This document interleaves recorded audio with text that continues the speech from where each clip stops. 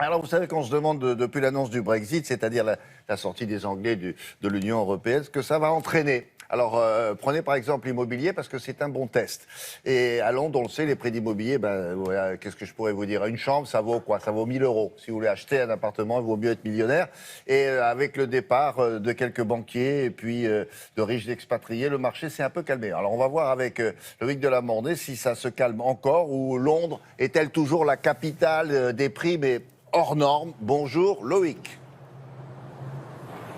Bonjour William, vous avez raison, il ne faut pas rêver, il faut vraiment être multimillionnaire pour acheter un appartement ici à Londres. Alors, vous avez raison, à la suite du Brexit, il y a eu un petit ralentissement dans la hausse. Vous voyez, c'est mesuré, mais on pense quand même que tout ça va repartir de plus belle. On prévoit une hausse de 25% des prix d'immobilier dans les 5 ans qui viennent. Alors regardez, ce matin, je vous ai amené au pied de l'immeuble qui est officiellement le plus cher de la planète. Il est juste derrière moi, le prix, c'est 90 000 à 100 000 euros du mètre carré.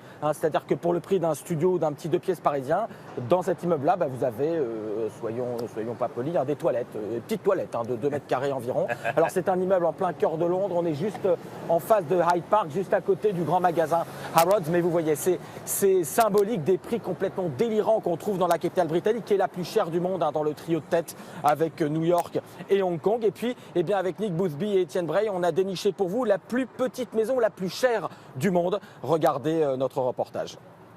Edward Collock est fier d'avoir ce bien dans son catalogue. Cet agent immobilier peut se targuer de proposer à la vente la petite maison la plus chère du monde. Petite, elle l'est vraiment, 2,70 m de large pour 4,20 m de profondeur. Et si vous vous dites qu'au moins l'intérieur sera un petit cocon douillet, vous risquez d'être déçu. Murs jaunis, escalier vétuste, et pour tout rangement, ce magnifique et unique placard. Là, on a un espace supplémentaire. On peut faire une penderie et j'imagine mettre quelques chaussures.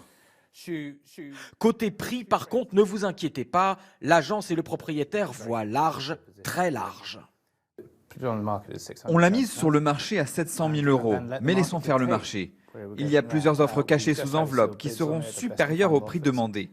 On voit qu'il y a beaucoup d'intérêt autour de cette maison. Et c'est sans compter qu'il faudra débourser une autre somme pour rénover totalement les lieux. Certes, la maison est située dans le quartier huppé de Chelsea et Kensington. Certes, elle donne sur un joli parc, mais son prix, pour seulement 27 mètres carrés, est à l'image de l'immobilier londonien, délirant. Dans la capitale britannique, on trouve le hors norme, comme cette maison près de Notting Hill à 150 millions d'euros. Ou l'absurde, comme cette place de parking souterrain près de Hyde Park à 700 000 euros. Les Londoniens ont bien entrevu une lueur d'espoir avec le Brexit. Les craintes liées à l'économie ont freiné la hausse des prix. C'est peut-être l'une des rares bonnes nouvelles qui découlent du Brexit, si ça peut rendre la vie moins chère dans une ville comme celle-ci. Mais pour cet expert immobilier à la City, la baisse relative sera de courte durée. En soi, ce n'est pas une surprise que les prix baissent. Ils étaient hauts avant le Brexit, là ils baissent clairement, mais c'est-à-dire que cela va continuer, je ne pense pas. Parce que la demande est toujours là, et quand la demande est là, les prix continuent d'augmenter. Pour l'instant, même avec le Brexit, Londres et le Royaume-Uni continuent de jouir d'une image de stabilité. Et quand bien même les acheteurs européens deviendraient plus frileux, il restera pour longtemps encore la clientèle indétrônable des super riches venus de Russie, de Chine et du Moyen-Orient. Loïc, il paraît en plus que quand on achète en Grande-Bretagne et à Londres en particulier, on n'est jamais totalement propriétaire. Pourquoi ?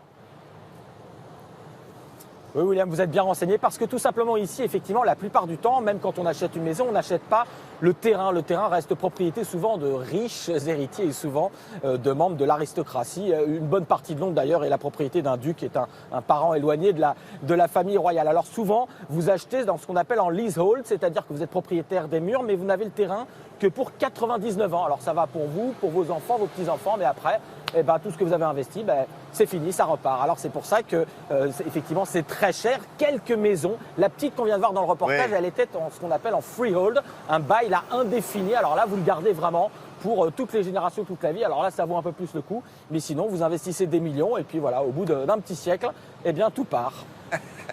Quand on a la petite maison là, on est voisin du prince William aussi, non ? On n'est pas très loin, vous avez bien repéré sur la carte. On n'est pas très loin.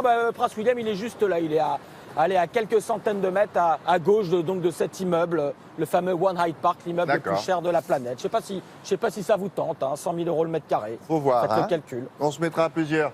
Si vous voyez William, embrassez-le de ma part. Merci beaucoup. Au revoir Loïc. Bon.